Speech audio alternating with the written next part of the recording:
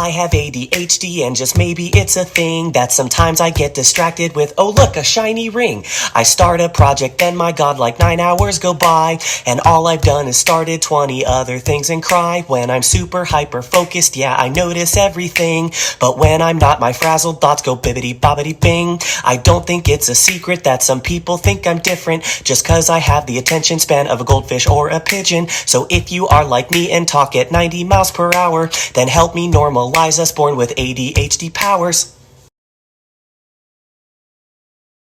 First of all, I did actually speed this one up. Just because somehow he normally does talk very quickly, but in this one, he talked really slowly somehow, and it was driving me insane. This song is a little too accurate, because he has a point. Like, a lot of people actually have ADHD. I don't know what the general quote is of like the overall population, but even if it's just like 1 or 2% of the population, that adds up to a lot of people.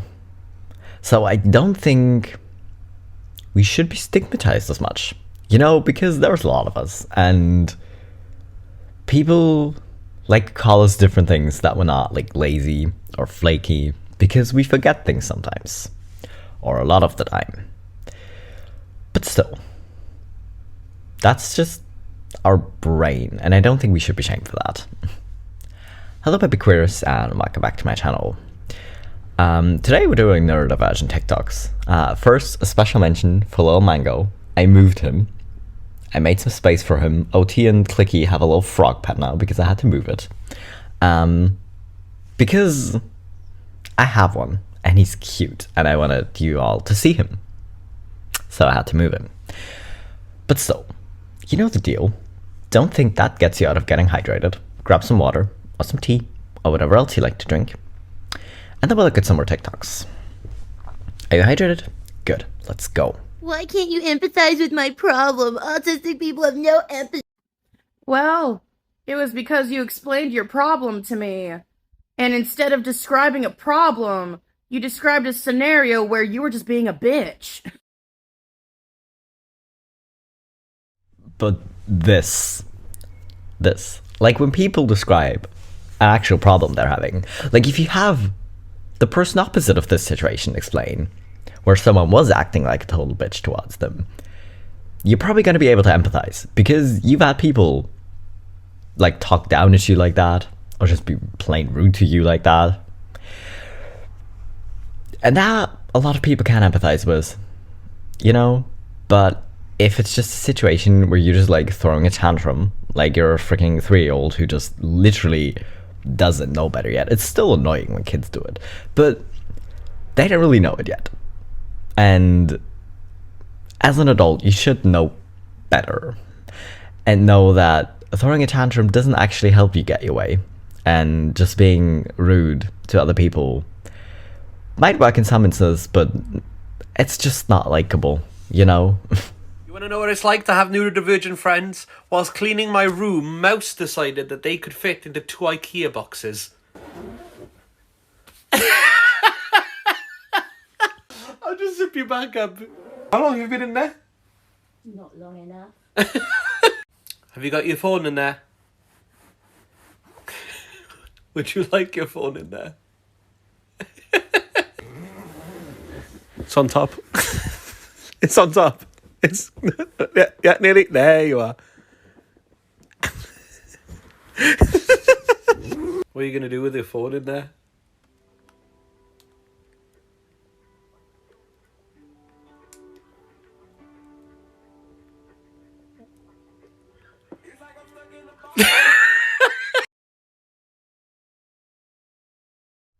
Mouse used the power of the phone for good, to be funny.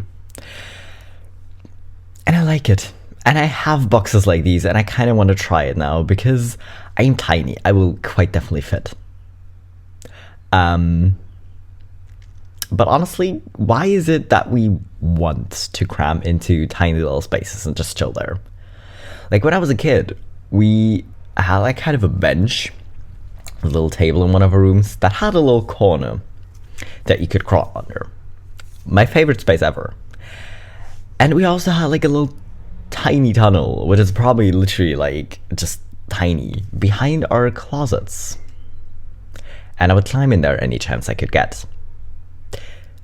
But why are we like this? I would also like just chilling under my bed. I don't know why. There was no need to. Like, I had plenty of space. I wasn't hiding because I was afraid. I was just chilling there. Why are we like this?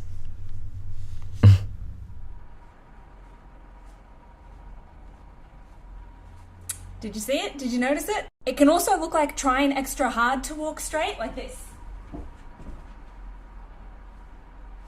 Putting one foot straight in front of the other, or following a line on the ground, or just looking at the ground and concentrating really hard on it. My husband complained that I kept swaying, so he was like, just follow this line. And I was like, okay. And then he had to literally yank me to the side because there was like a cart coming on the footpath. You know, that people telling me I walk weird. People used to tell me a lot, like back in school, that I just walked too straight. Not because, well, actually, yes, because I was like trying to follow like a straight path and like a line. Because as soon as I don't walk straight anymore. Which seems fair, but still, that also I just like walk really stiff. Like, I didn't swing my arms enough or whatever, because I was like, why would I just like, what? I just think I walk normally. Other people don't, apparently. Oh wow. Honestly, I think by now I've just stopped caring about it. And a lot of times when I'm around like a lot of other people, like if I'm in a city, I'm just annoyed by how slowly everyone walks, and we'll just like, or like a shopping center, I would just like snake around people, and that's why I probably never really noticed how much of a worm walk I do, because it's hard to walk any kind of sort of in a straight line when there's a lot of people around. Like at school as well, like I just kept like snaking around people because people be in the way, you know, and walk slowly.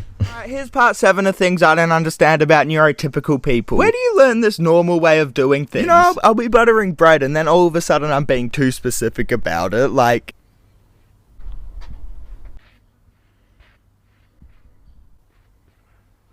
What? Why are you spreading it like that? Well, because I don't know, I was just, because I was, you know... Okay, but you have to get it like evenly across the bread. Like the way some people spread butter is just atrocious. Or any other kind of like topping on the bread. It's just atrocious. You have to spread it, at least sort of neatly, right? That's just how you do things. But apparently it's not how everyone do things. So where did y'all learn this? Come on. I don't want to learn. I don't want to. Listen, who cares? If you butter your bread a specific way and people judge you for it, like, why? Why are we out here judging people for stuff that literally doesn't affect you? Like, if it's how they butter their toast or how they start certain things, why do you care? Like, it literally doesn't affect you. Hello and welcome back to Things I Don't Understand. Autistic Edition. Drinking water. It's so bland yet flavourful. The temperature is always different and it's sensory hell. Knowing that I need to drink is a demand and therefore I don't want to do it. Okay, I don't want to do it. Cooked vegetables. Why so squishy? Why does cooking make the flavour go funny? It's far too sneaky. It hides in things and convinces me that they're safe, and they're not. Examples. Seriously? Over 100 noisy people in one silent room so I can hear all of their human sounds? Do you really think that I can concentrate when I can hear everybody breathing and existing? They're silent, but loud. No. Bonus round. False eyelashes. Heavy and sticky, and I can see them too much on my eyes. It's unnecessary. Thank you for coming to Things I Don't Understand, Autistic Edition. I'll see you next time. Okay, the water one. All my life, I've had people make fun of me if I say this water's too liquid. Because some water is just somehow more liquid and softer than other waters. But if you just say this water is too liquid or too liquidy, everyone will look at you wrong. Trust me. Yeah. But I stand by it. I stand by it. It's just true. Like, every time I move somewhere new, I have to get used to the water and the way it like tastes and feels in my mouth. Why? Just why? You know, I really wish I wouldn't feel it so much, how liquid my water is. I wish I was just like not caring or not even noticing like neurotypicals do apparently, but unfortunately I do. Cooked vegetables? Yeah. I don't know. Like, I overcooked broccoli. I don't know. Just if I know what texture to expect, it's better. But it's still tricky. Yeah. Especially if it hides in things and you're expecting a certain texture, but then another one shows up because you can see the cooked vegetable. Hate it. False eyelashes? I don't know, I've never worn any, but probably fair. And also, exam halls. I'm really glad they're not that much of a thing in Germany. But still, even if you have like a class of like 20, 25 people, everyone's still going to be so loud. So I can only imagine the sensory hell there being in an exam hall with like 100 people is. Why would y'all do this? You know how there are a few ways to covertly ask someone if they're part of the alphabet mafia, right? Like you can say, do you listen to Girl in Red? Or you can say, you know, are you... And if they know, they know, right? I want one of these for autism because I often meet people in the wild and I'm like, man, I think this is akin. But neurotypicals hate being asked if they're autistic. So, hear me out. Oh, hey, are you, you know, do you collect plushies? Hey, are you, and then just stare directly at their eyebrow. Are you, you know,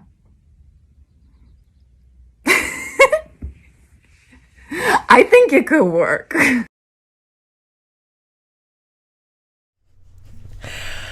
I think the collecting plushies one is gonna trip us up. But the T-Rex pose, or the incredibly uncomfortable eye contact, could work, but isn't the eye contact or just like staring at the eyebrow also gonna make the other person super uncomfortable? Like, especially if they're autistic. I don't know. But I like the T-Rex posing one. I do think that one could really work. I think I know why it's so hard for neurodivergent people to get neurotypical doctors to believe them when they say something is wrong. It's because neurotypical people exaggerate about stuff all the time. Like a neurotypical person will do like strenuous exercise and then will come back and be like, oh my God, I think I'm gonna pass out. And my reaction would be like, oh my God, are you okay? Do we need to go to the doctor? And they'll be like, oh my God, no, it's just a turn of phrase. Like I'm breathing really heavy. When like I don't say, oh my God, I'm gonna pass out unless I'm about to pass out. But this type of over-exaggerated language is so common in everyday language that when I go to the doctor and say, oh my God, I feel like I'm passing out, they assume I'm over-exaggerating. But it also means that people are finding hidden meaning in what I'm saying all the time. I come across as rude when I don't mean to because I say something that people assume I mean something else by, or people will think that I'm mad at them when I'm not just because I said something that they didn't take literally how I intended it. So fucking annoying, dude. No, that's fair. The worst thing is, I started to do this. Because when you're a kid, and you just say things normally, like they are, people are like, oh, it's not so bad, like you're just over-exaggerating how it feels. And you're just like, wait a second, I'm not, but maybe I should, because if someone doesn't believe you over and over, because they think you're already over-exaggerating does seem like the normal response. So I started doing this a lot, actually, when I was younger, because if you're hurt and someone's like, oh, it's not that bad, because I think you're just like making up how bad it feels, and you want to be taken serious, it makes sense. But yeah, it's kind of bad, because I like neurodivergent people, because then I stop doing the whole, okay, what if they mean something else? Because with neurotypicals, I kind of do that a lot, and kind of like start reading into things and just like, well, maybe they meant it this way, or maybe they really also think this, and it's exhausting, and I don't want to do it. Because literally, if they don't say what they mean, that's kind of a them issue, not a me issue. Like, if they say a certain thing to me, and I just take them by that word, they're still going to be the one that's pissed, because they're like, oh no, I obviously meant something else. Like, if you mean something else, just freaking say it, dude. Just say it. My god.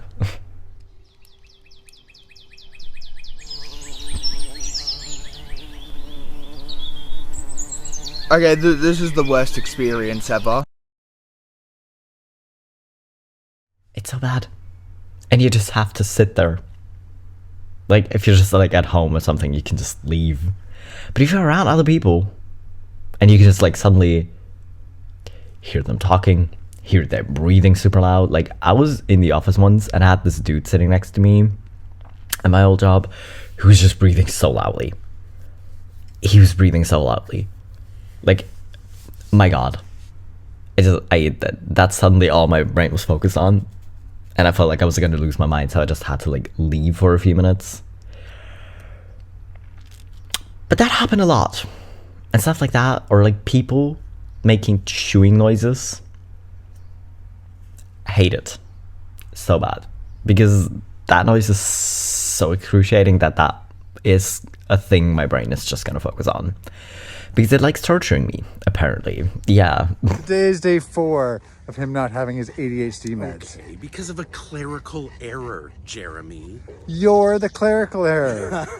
Well, that error led to us finally having an organized cutlery drawer. At 4 a.m. The world works in mysterious ways, Jeremy.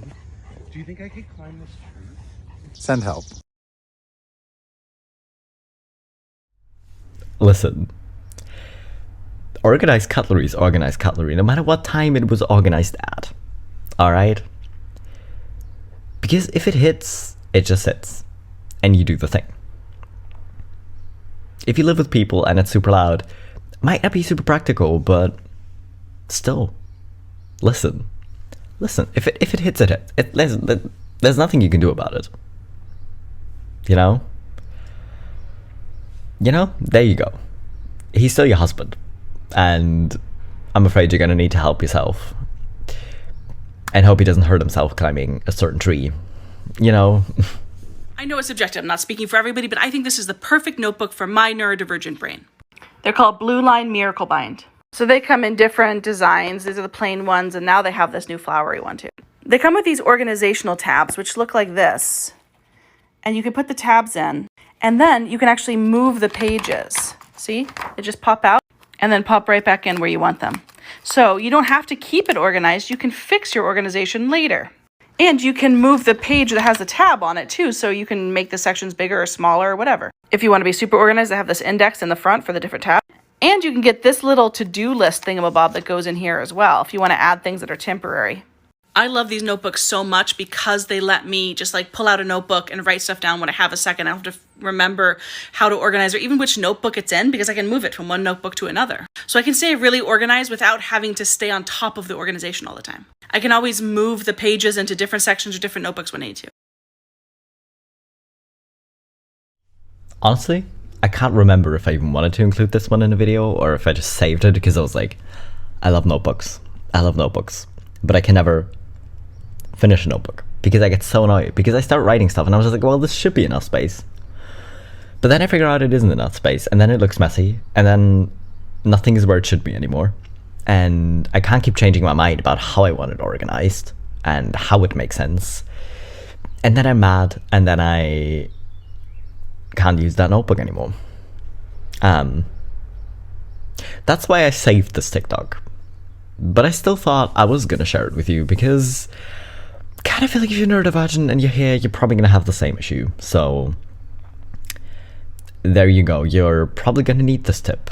So recently, I've been thinking a lot about how neurodivergent people show affection to each other, right? And I've just realized something. If you're neurodivergent and your significant other is also neurodivergent, you show affection like you're a cat or a dog. And you can't tell me I'm wrong. You can't. Let's examine the evidence. Number 1, biting. Your partner's just chilling out there, sitting there, and you're like, you okay? Both cat and dog behavior. Another one, gift giving. Now, we've talked about this before. Hey babe, I found this really cool rock and I thought you should have it. Very much cat behavior. And last but not least, screeching at your partner. Making random noises. You can swing either way, cat or dog, depends on what you're doing. First up, we got the grabby hands. Or you have the screaming variant.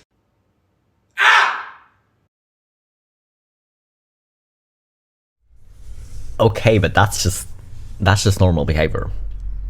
Communicating through weird noises just makes sense. Okay? If your partner's neurotypical, they're probably not going to know what you mean. Even if they are neurodiverse as well, they're probably not going to know what you mean some of the time. But a lot of the time, it just makes so much sense. And you just make weird noises back at them because that's what you do.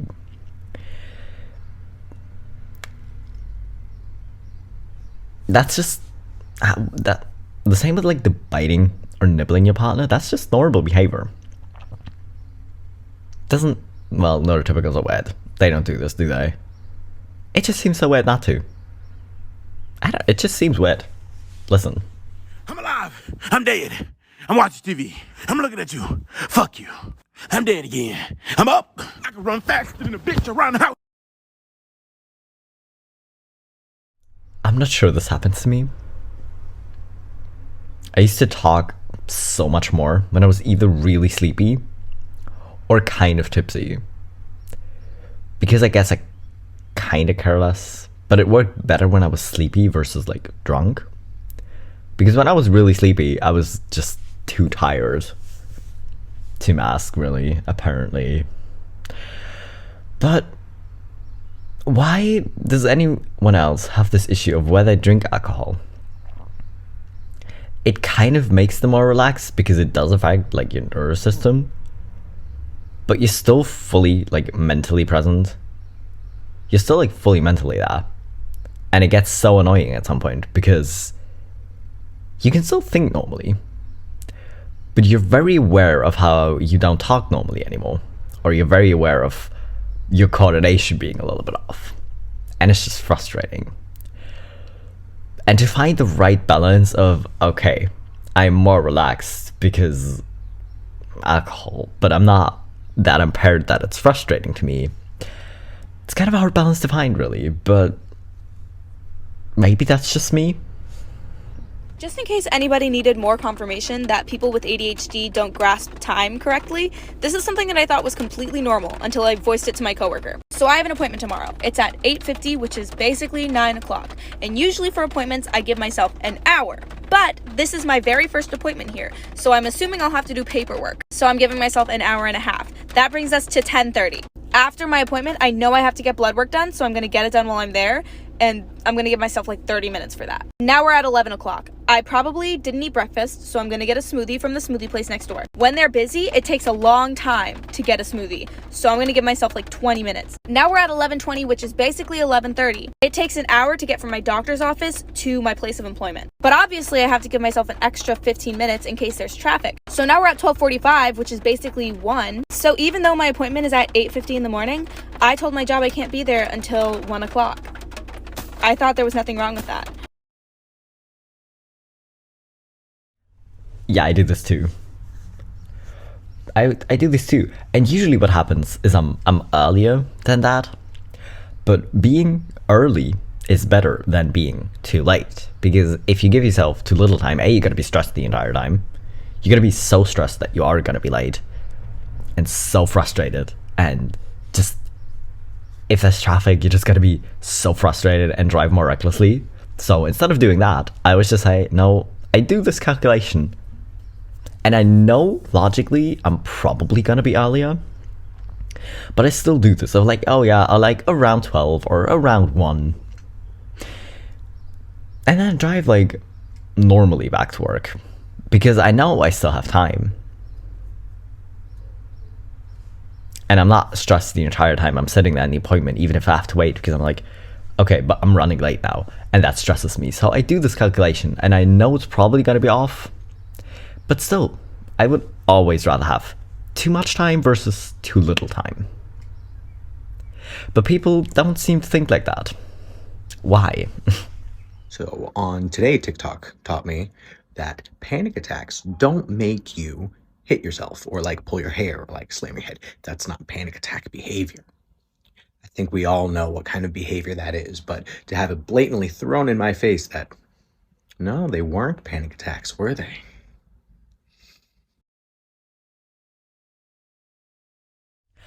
I guess you're just having a day on TikTok, huh?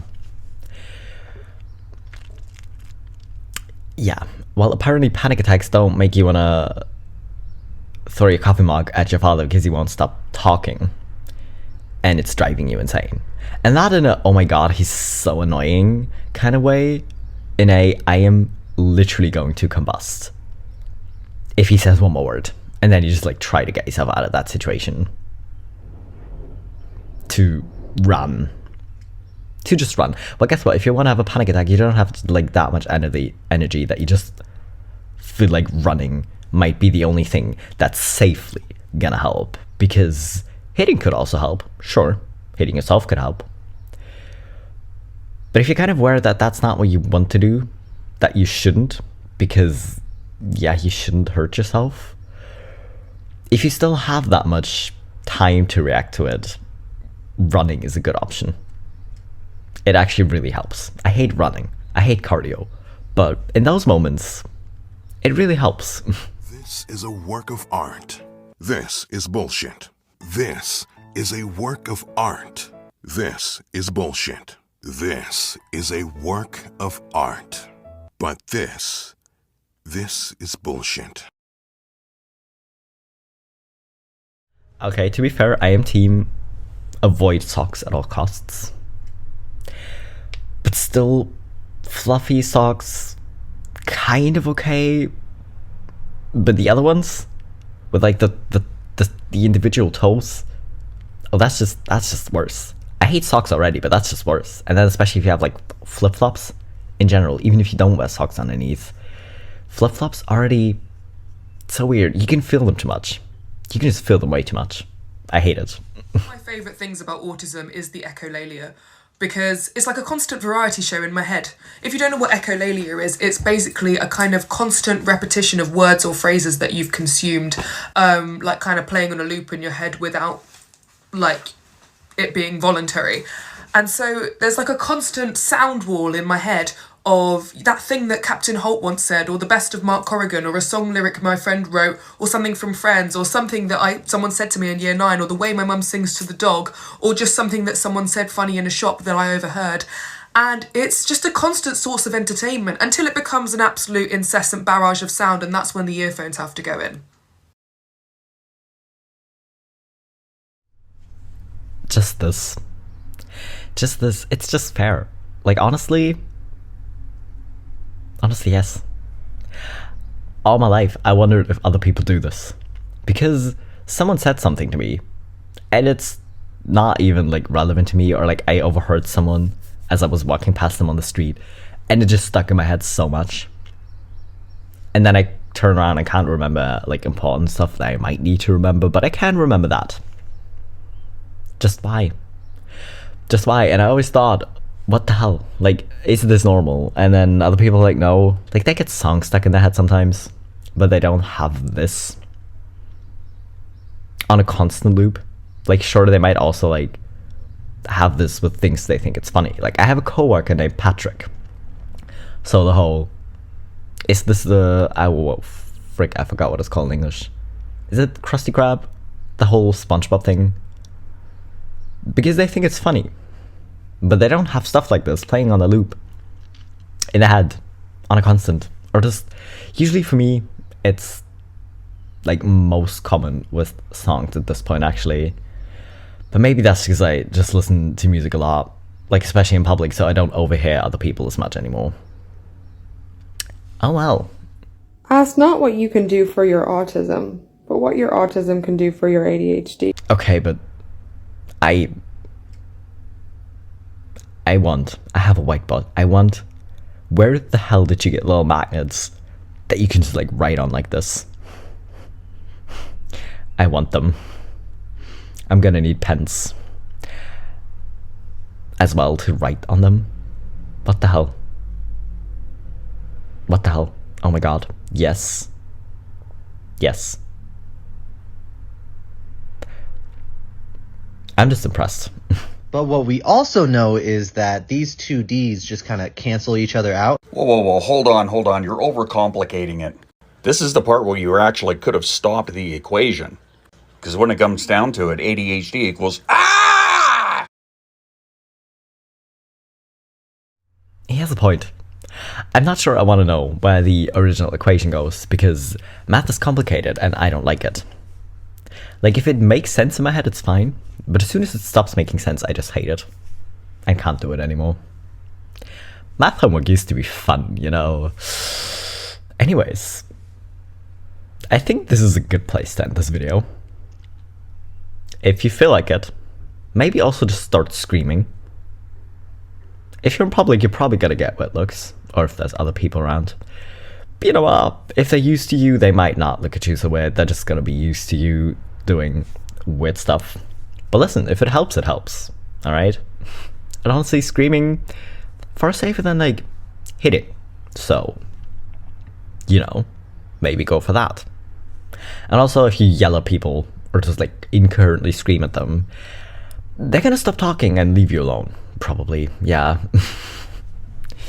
So anyways, I hope you're hydrated.